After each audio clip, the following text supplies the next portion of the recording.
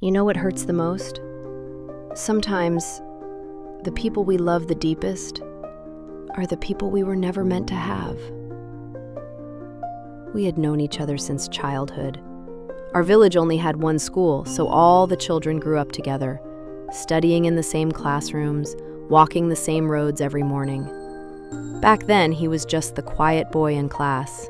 Very smart, always the smartest actually, but different from everyone else. While the other boys played loudly outside, he stayed quiet, observing, thinking, living inside his own world. And me? I was just a normal girl trying to enjoy life without thinking too deeply about the future. I never imagined that one day, that quiet boy would become someone my heart could never forget. Years passed, then came high school, and somehow, out of all the schools we could have ended up in, life placed us together again. I still remember the first day I saw him. Something about him had changed. He looked older, taller, more mature, still quiet, but now there was something heavy in his silence. And somehow, he had become handsome too. Not the kind of handsome that immediately steals attention, but the kind you slowly notice the more you look at him. And one thing never changed. He was still incredibly intelligent. The kind of person who made difficult things look easy. But despite all that, he was painfully shy. He rarely spoke in class. Most of the time he just sat quietly, listening while everyone else talked.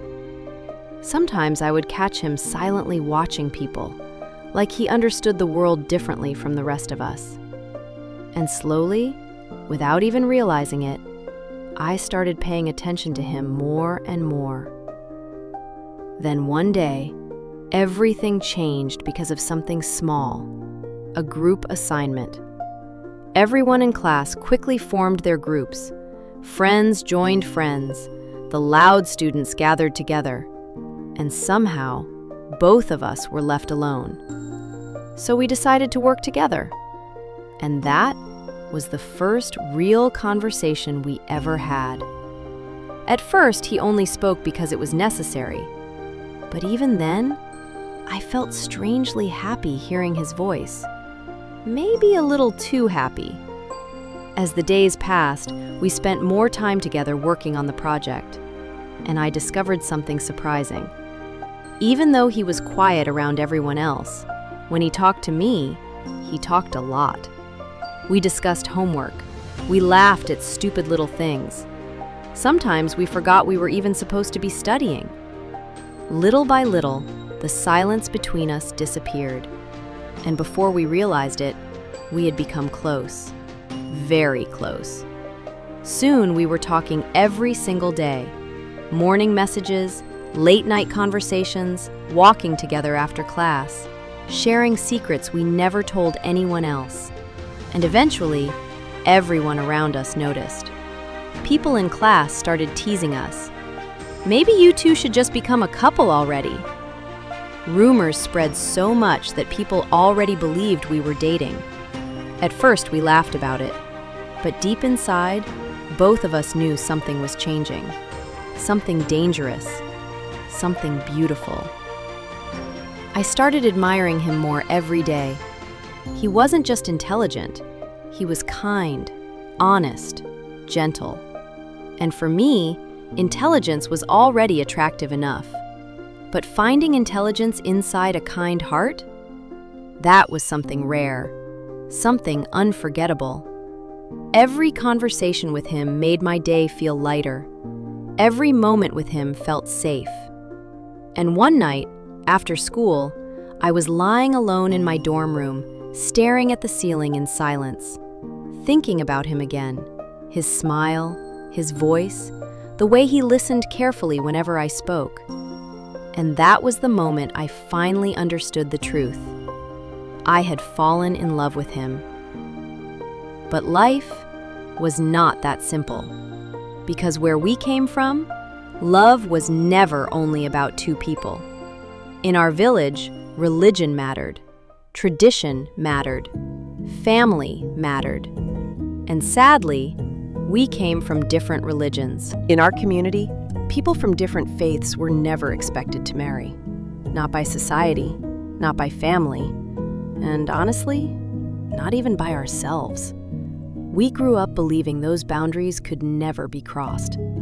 So even though our hearts were moving closer, our minds were terrified. We never directly talked about it, but both of us understood the problem without words. That was the painful part. We loved each other silently, while already knowing there was no future waiting for us. And suddenly, something that once felt beautiful started feeling impossible. The closer we became, the more afraid we were of the ending. Sometimes I wished life had made things easier for us. I wished we had been born into the same path, the same faith, the same future. But reality was stronger than our wishes, and slowly, love stopped feeling comforting. It started hurting. There were nights I cried alone, asking myself, if I really love him this much, then why can't I stay? But the pain was unbearable, because holding on to someone you can never truly have breaks your heart slowly, and leaving them hurts even more. Eventually, without saying it directly, we both understood what had to happen. Staying together while knowing there was no future for us was destroying us little by little. So we chose distance, the hardest choice we ever made. Our final days in school were strangely beautiful and painful at the same time. We still smiled, still talked, still acted normal, but deep inside, both of us knew we were already losing each other. And the saddest part? We never had a real goodbye. No final confession, no dramatic ending, no last hug. Slowly, quietly, we just faded from each other's lives, like two people pretending not to break while breaking completely inside. Years have passed since then. Life moved forward. People always say time heals everything. Maybe it does, but honestly, I'm not always sure. Because even today, there's still a quiet feeling inside my heart. A feeling that something in my life never truly ended the way it should have.